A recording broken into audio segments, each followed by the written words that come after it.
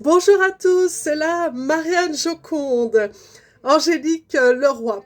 Je suis artiste, art thérapeute, poétesse, je pourrais encore continuer au niveau de ma biographie, mais on va aller à l'essentiel. Et donc, enfin, j'ai le livre de Virginie Delalande, Kiffe ton handicap. Virginie, qui est avocate et sourde depuis la naissance, nous partage son parcours de combattante pour justement arriver à réaliser ses rêves. Donc il y a des similitudes de parcours que j'expliquerai plus tard une fois que j'aurai lu ce livre. D'ailleurs, je remercie ma sœur siamoise Isabelle Alix, avec lesquelles nous partageons des TND, des troubles neurodéveloppementaux, dont les multidis. Nous avons fait ensemble des vidéos pour en parler.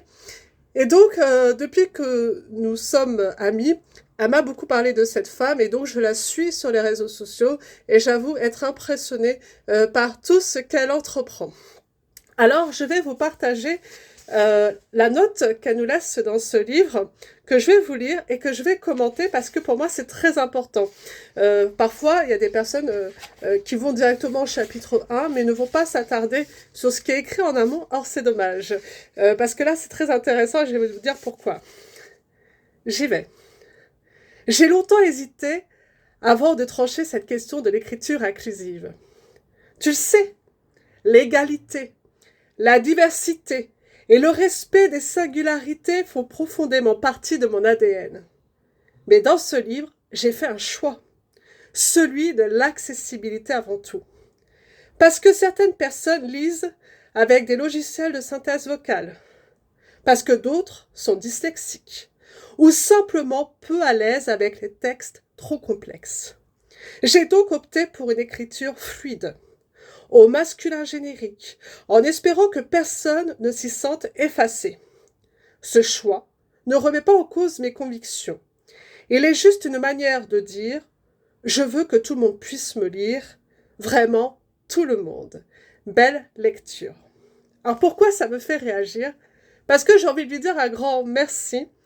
Parce que dans notre société, on pense que les personnes qui font ces demandes-là, c'est être simpliste, c'est, comment vous dire, niveler vers le bas le niveau de français, etc. Et donc, comme on veut offenser personne, maintenant on fait beaucoup de parenthèses pour dire, pour le côté femme, mettre EES, enfin, faire beaucoup de syntaxe ajoutée pour essayer de faire de l'inclusion dans l'inclusion, mais pour nous, ça nous dessert énormément parce que ça nous permet pas de lire correctement, ça nous trouble en fait.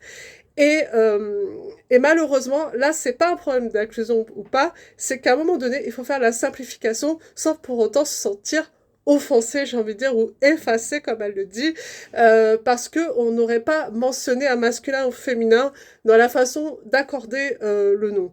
C'est plus simple de dire bonjour à tous que bonjour à tous. Là, je vous assure, vous me perdez, comme de nombreux dyslexiques, parce que dans les 10, il n'y a pas forcément qu'un 10, souvent, et ils sont souvent très associés, on est même encore en retard en France sur ça, sur le fait que quand ils commencent à être compilés, on est perdu. Donc déjà, c'est pas mal, mais quand vous les cumulez tous, c'est encore autre chose. Surtout qu'il y a encore d'autres choses qui s'ajoutent, et donc il peut y avoir une jauge entre facilité et difficulté, et donc ce qu'on appelle des profils complexes, et qu'est-ce qu'elle raconte? Elle me dit qu'elle n'y arrive pas, et derrière, elle arrive à faire ça. Enfin, imaginez un petit peu les paradoxes que cela crée, et donc les incompréhensions, et également les quiproquos. Donc, kiffe ton handicap, ou j'ai envie de dire kiffe tes handicaps, surtout quand ils sont invisibles, parce que dans mon cas, je suis sourde unilatérale, ça ne se voit pas. J'ai des troubles vestibulaires, ça ne se voit pas. Je suis asthmatique, ça ne se voit pas, sauf si je suis malade. Donc il y a un certain nombre de choses qui vont se manifester par rapport à des situations. C'est pour ça qu'on parle de situations de handicap, et que si on veut les amoindrir, voire les éviter, parfois c'est possible, il faut faire des aménagements et permettre que ça soit confortable.